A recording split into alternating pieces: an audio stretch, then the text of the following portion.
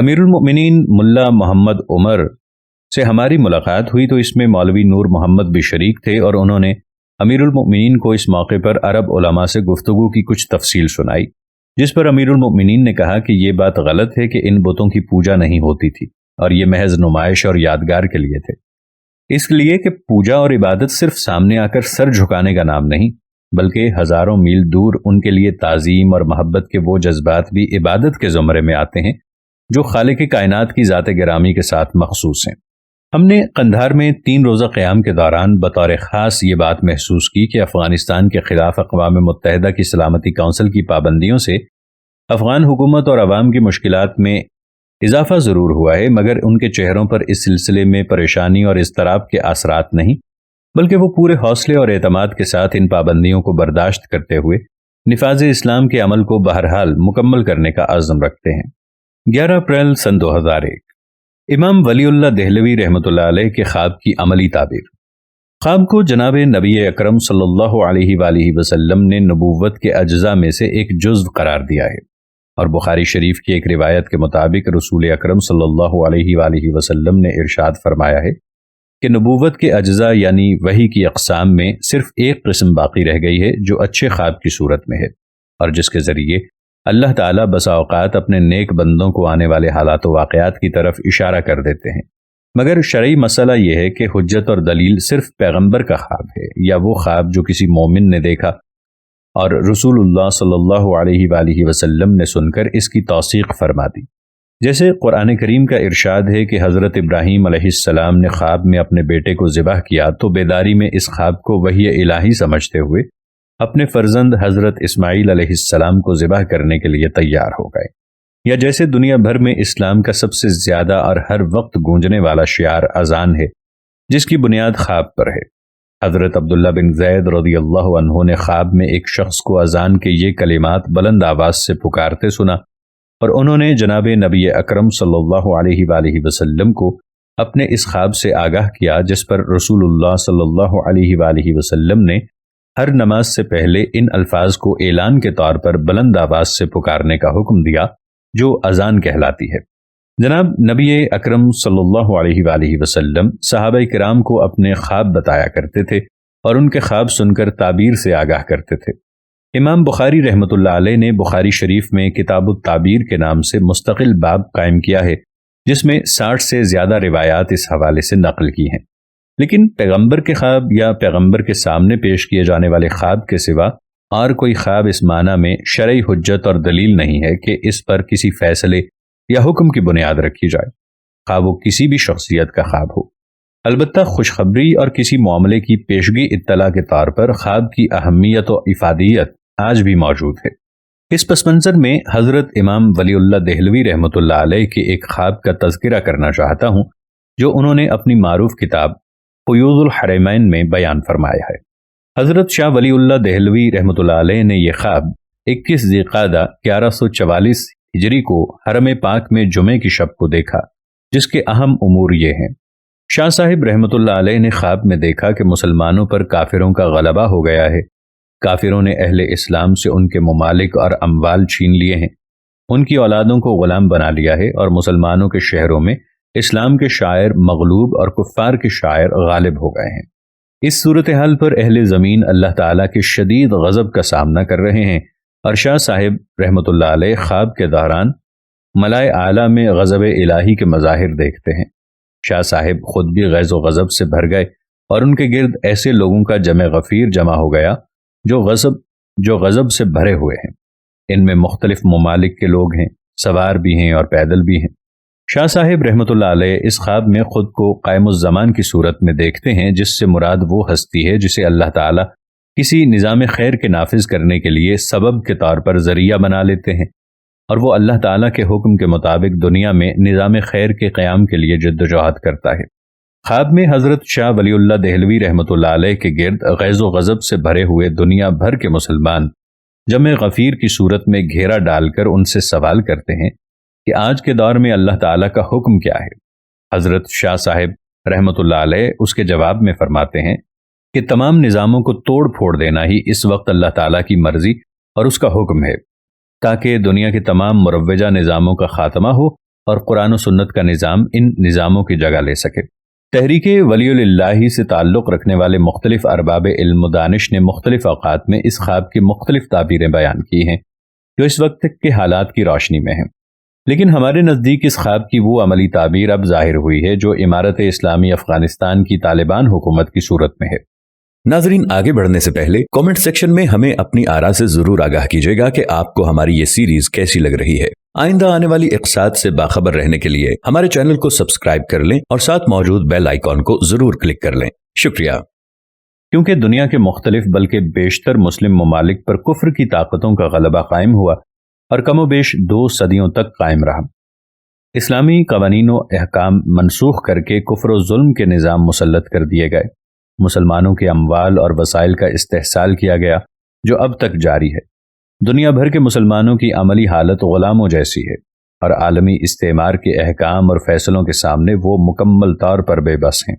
کفر و استحصال کے اس غلبے کے خلاف مختلف مسلم ممالک میں آزادی اور جہاد کی تحریکیں منظم ہوئیں جو عالمی کفر اور استعمار کے خلاف غیظ و غضب سے بھری ہوئی ہیں۔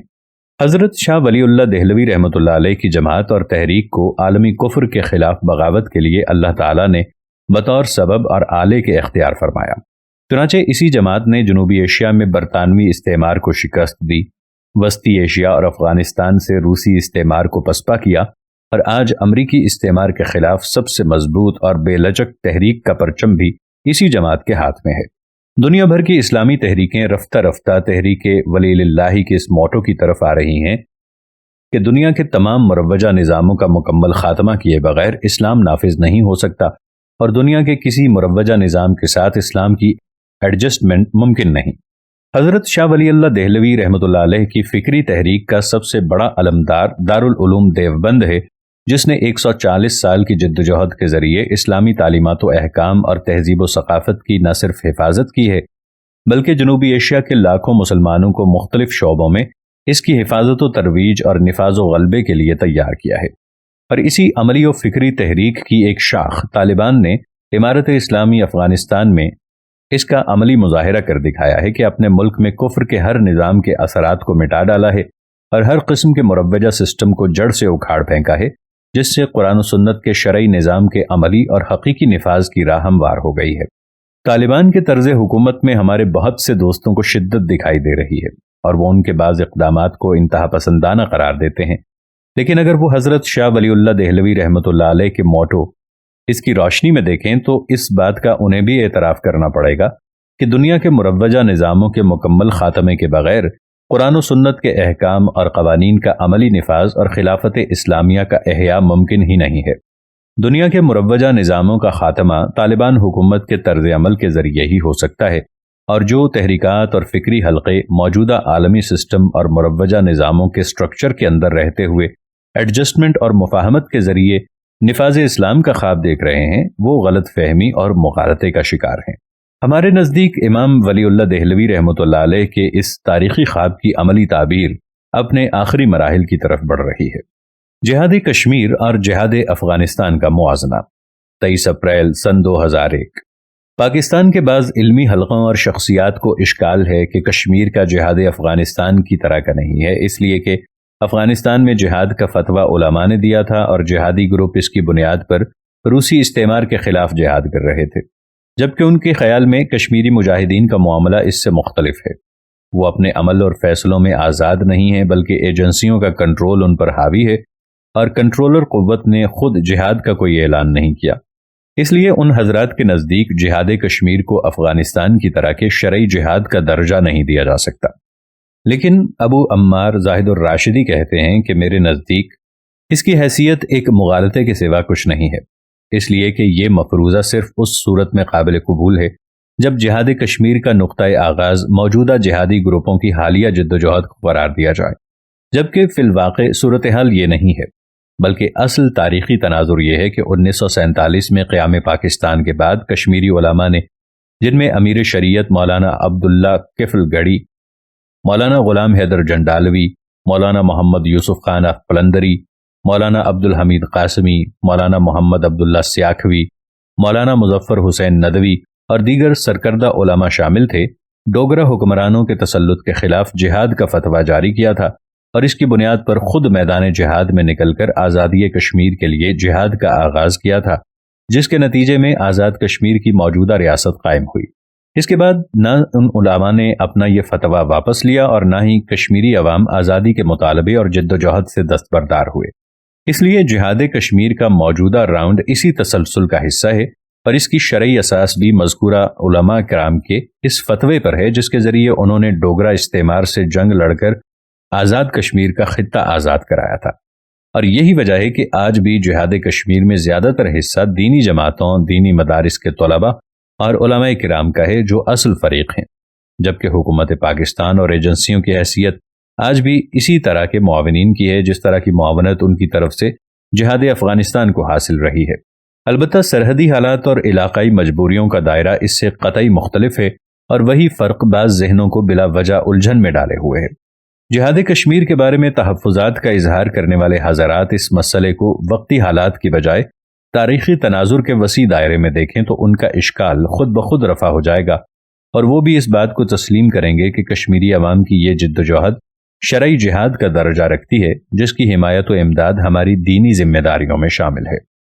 جولائی سن 2001 امریکہ اور برطانیہ کی پاکستان کو طالبان سے فاصلہ رکھنے کی ہدایت۔ روزنامہ نوائے وقت لاہور 19 جون 2001 کی رپورٹ کے مطابق امریکی وزارت خارجہ نے حکومت پاکستان سے کہا کہ وہ طالبان حکومت کے ساتھ فاصلہ رکھے اور طالبان کی حمایت سے باز رہے، ورنہ اسے نقصان اٹھانا پڑے گا۔ اس سے قبل برطانوی وزیر خارجہ جیک سٹرا بھی پاکستان کے وزیر خارجہ جناب عبدالستار کے ساتھ گفتگو میں یہ بات کہہ چکے تھے کہ امریکہ اور دیگر مغربی ممالک طالبان کی بے لچک اسلامی پالیسیوں سے نالاں ہیں، اور ان کی انتہائی کوشش ہے کہ پاکستان کے اثر و رسوخ کو استعمال کرتے ہوئے طالبان حکومت کو اسلامی قوانین کے نفاذ میں لچک پیدا کرنے پر مجبور کیا جائے۔ لیکن ایک طرف طالبان حکومت نے دو ٹوک اعلان کر دیا کہ وہ قرآن و سنت کے احکام و قوانین کے نفاذ میں کسی قسم کی لچک پیدا نہیں کریں گے، اور نہ ہی اس حوالے سے کسی کا دباؤ قبول کریں گے، اور دوسری طرف حکومت پاکستان کے ذمہ دار حضرات متعدد بار واضح کر چکے کہ وہ طالبان حکومت سے برابری کی سطح پر ہی بات کر سکتے ہیں، اور ان کی مرضی کے خلاف ان سے کوئی بات دباؤ کے ساتھ منوانے کی پوزیشن میں نہیں ہے۔ یہ صورتحال امریکہ اور اس کے حواری ممالک کے لیے پریشان کن ہوتی جا رہی ہے، اور وہ تمام تر عالمی اثر و رسوخ اور سطوت و حشمت کے باوجود امارت اسلامی افغانستان کی طالبان حکومت کے بارے میں بے بسی محسوس کرتے ہوئے مسلسل دانت پیس رہے ہیں۔ مگر ہمیں یقین ہے کہ طالبان حکومت اگر اسلامی قوانین و احکام کے حوالے سے اپنے عزم پر قائم رہتی ہے تو دنیا کی کوئی طاقت ان کا کچھ نہیں بگاڑ سکے گی، اور وہ بالآخر دنیا کو ایک بار پھر اسلام کے عادلانہ نظام کا عملی نقشہ اور اسلامی سوسائٹی کی عملی شکل دکھانے میں کامیاب ہو گئے۔ اگست 2001 میں امریکی نائب وزیر خارجہ کا دورہ پاکستان۔ جنوبی ایشیا کے لیے امریکہ کی نائب وزیر خارجہ محترمہ کرسٹینا روکا ان دنوں جنوبی ایشیا کے دورے پر ہیں، اور جس وقت یہ سطور تحریر کی جا رہی تھیں وہ اسلام آباد میں پاکستانی حکام سے مذاکرات میں مصروف تھیں، جبکہ امارت اسلامی افغانستان کے سفیر محترم ملا عبدالسلام ضعیف سے بھی ان کی ملاقات ہونے والی تھی۔ اس منصب پر فائز ہونے کے بعد کرسٹینا کا یہ پہلا دورہ پاکستان تھا، اور اخباری اطلاعات کے مطابق ان کے ایجنڈے میں پاکستان میں جمہوریت کی بحالی، بنیاد پرستی اور دہشت گردی کی روک تھام، افغانستان کے خلاف اقوام متحدہ کی پابندیوں پر مؤثر عمل درآمد،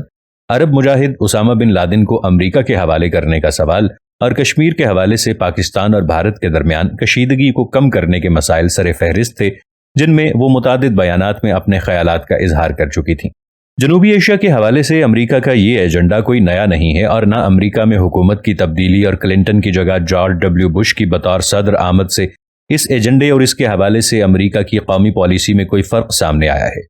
امریکہ کے ایجنڈے کی بنیاد اس کے زوم پر ہے کہ وہ اس وقت دنیا کی سب سے بڑی اور واحد سپر پاور ہے، اس لیے دنیا کے ہر خطے میں سیاست و معیشت اور قانون و عدالت سے لے کر اخلاق و معاشرت تک تمام شعبوں میں اس کی مرضی، خواہش اور پالیسی پر عمل پیرا ہونا چاہیے، اور دنیا کے ہر ملک اور ہر قوم کو صرف اور صرف امریکی مفادات کے تحفظ اور تکمیل کے حوالے سے اپنی پالیسیاں مرتب کرنی چاہیے۔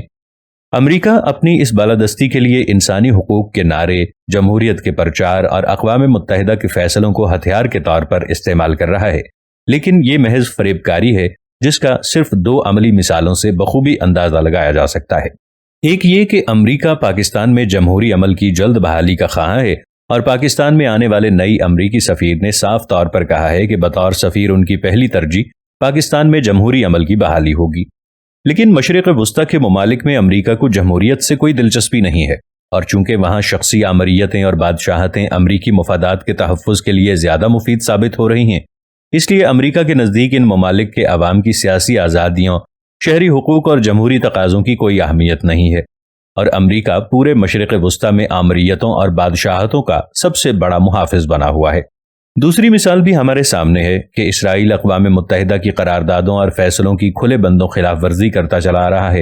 اور اب بھی اعلانیہ خلاف ورزی کر رہا ہے، لیکن اسرائیل کو ان خلاف ورزیوں سے روکنے کے لیے اقوام متحدہ کی مانیٹرنگ ٹیموں کو مشرق وسطیٰ بھجوانے کی کبھی ضرورت محسوس نہیں کی گئی،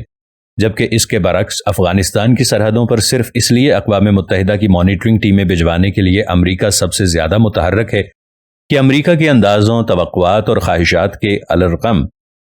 افغانستان کے عوام اقوام متحدہ کی اقتصادی پابندیوں کے باوجود اس طرح بھوکے نہیں مر رہے جس طرح امریکہ انہیں بھوکا مار کر اپنے سامنے جھکانا چاہتا تھا، اور وہاں نہ صرف طالبان کی حکومت کاروبار حکومت پورے اعتماد کے ساتھ جاری رکھے ہوئے ہے، بلکہ افغان عوام کو طالبان حکومت کے خلاف بھڑکانے اور بغاوت پر آمادہ کرنے کا کوئی حربہ کامیاب نہیں ہو رہا۔ امریکی پالیسیوں میں کھلے تضاد کی یہ دو واضح مثالیں ہمارے سامنے ہیں، جن کی بنیاد پر یہ بات کسی شک و شبہ سے بالاتر ہے کہ جمہوریت، انسانی حقوق، امن اور معاشرتی ترقی کے حوالے سے امریکہ کے نعرے اور دعوے کسی اصول اور فلسفے کے فروغ کے لیے نہیں، بلکہ محض اپنے مفادات کے حصول اور تحفظ کے لیے ہیں، اور ہمارے نزدیک یہی سب سے بڑی وجہ ہے اس امر کی کہ امریکہ کو تمام تگ و دو کے باوجود دنیا پر اپنی پالیسیاں ہر حال میں مسلط کرنے میں کامیابی حاصل نہیں ہو رہی، اور دنیا کے ہر خطے میں اس کی مخالفت اور اس کے خلاف نفرت میں مسلسل اضافہ ہو رہا ہے۔ ہم امریکی حکمرانوں سے گزارش کریں گے کہ وہ جنوبی ایشیا کے ممالک پر اپنی یک طرفہ پالیسیاں طاقت کے زور پر مسلط کرنے کی پالیسی پر نظر ثانی کریں، اور دوسروں کے خلاف طاقت اور دباؤ کے اندھا دھند استعمال کی بجائے اپنی پالیسیوں کے تضادات اور طرز عمل کے دوغلے پن کا جائزہ لیں۔ محض طاقت کا استعمال نہ پہلے کبھی انسانی تاریخ کے کسی دور میں اپنے مطلوبہ اور مزعومہ مقاصد حاصل کر سکا ہے، اور نہ اب کسی کو محض قوت اور طاقت کے سہارے اپنے مزعومہ مقاصد تک پہنچنے کی توقع کرنی چاہیے۔ ستمبر 2001 افغانستان میں عیسائیت کی تبلیغ اور طالبان کا موقف۔ افغانستان میں طالبان نے شیلٹر ناؤ نامی انٹرنیشنل تنظیم کے دفاتر کو بند کر دیا اور عملے کے 24 افراد کو گرفتار کر لیا، جن میں 6 غیر ملکی خواتین اور 2 غیر ملکی مرد بھی شامل ہیں۔ BBC کے مطابق عملے کے ایک افغان اہلکار کے گھر سے بائبل ملی اور ایک کمپیوٹر اور کمپیوٹر ڈسک جس میں بائبل کا مواد ہے۔ یہ گرفتاری انتہائی سنگین نوعیت کا معاملہ ہے، چونکہ جنوری میں طالبان کا فتویٰ آ چکا ہے کہ اسلام چھوڑنے والے افغانیوں کے لیے سزا موت ہوگی، اور کسی افغانی کو تبدیلی مذہب پر آمادہ کرنا ریاست کے خلاف جرم ہوگا۔ یہ پہلا موقع ہے کہ اس فتوے کے تحت کارروائی ہوئی ہے۔ افغانستان میں شیلٹر ناؤ نامی انٹرنیشنل کے عملے میں 13 غیر ملکی افراد ہیں جو خوراک کی فراہمی اور بہبود آبادی کے کام میں مصروف ہیں۔ افغانستان کے بارے میں ایک عرصے سے یہ خبریں آ رہی تھیں کہ خوراک کی فراہمی اور انسانی ہمدردی کے دیگر امور کی انجام دہی کے نام سے جو غیر ملکی NGOز وہاں کام کر رہی ہیں، ان میں سے بعض عیسائیت کی تبلیغ اور افغان عوام کو مذہب تبدیل کرنے کی ترغیب دینے میں مصروف ہیں، اور بعض خبروں کے مطابق بہت سے افغانوں کو ان کی مجبوریوں سے فائدہ اٹھاتے ہوئے عیسائی بنا لیا گیا ہے۔ اس خبر سے ان باتوں کی تصدیق ہو گئی، لیکن اس کے ساتھ ہی بہت سے عالمی ادارے اور ورلڈ میڈیا ایک بار پھر امارت اسلامی افغانستان کے خلاف پروپیگنڈا اور طالبان حکومت پر دباؤ بڑھانے کی کارروائیوں میں مصروف ہو گئے، جبکہ طالبان حکام کا کہنا تھا کہ بیرونی NGOز کو ایک معاہدے کے تحت افغانستان میں کام کرنے کی اجازت دی جاتی ہے، جس میں یہ بات بھی شامل ہے کہ وہ ریاست کے سرکاری مذہب اسلام کے خلاف کسی قسم کی سرگرمیوں میں ملوث نہیں ہوں گے۔ خلاف ورزی کی صورت میں ان کے خلاف افغانستان کے رائج الوقت قانون کے تحت کارروائی کی جائے گی۔ اس لیے ان گرفتار افراد نے افغانستان کے قانون اور مذکورہ معاہدے کی خلاف ورزی کی ہے، اور انہیں معاہدے کے مطابق سزا کا سامنا کرنا ہوگا۔ ہم سمجھتے ہیں کہ طالبان حکومت کا یہ اقدام بالکل جائز اور منصفانہ تھا، اس لیے کہ جناب نبی اکرم صلی اللہ علیہ وآلہ وسلم کے ارشاد کے مطابق اسلام میں مرتد ہونے اور ارتداد پھیلانے کی شرعی سزا موت ہے، اور اسلام ہی افغانستان کا رائج الوقت دستور و قانون ہے جس کی پابندی کا ان NGOز نے افغانستان کی حکومت سے معاہدہ کر رکھا تھا۔ اس لیے اس مسلمہ بین الاقوامی قوانین کے تحت کسی بھی ملک میں معاہدے کے تحت جانے والوں کو معاہدہ اور اس ملک کے قانون کی پابندی کرنی چاہیے۔ غیر ملکی NGOز کو افغانستان میں مذہبی تبلیغ اور ارتدادی سرگرمیوں کا کوئی حق حاصل نہیں۔ اگر انہوں نے اس کی خلاف ورزی کی ہے تو انہیں اس کی سزا ملنی چاہیے۔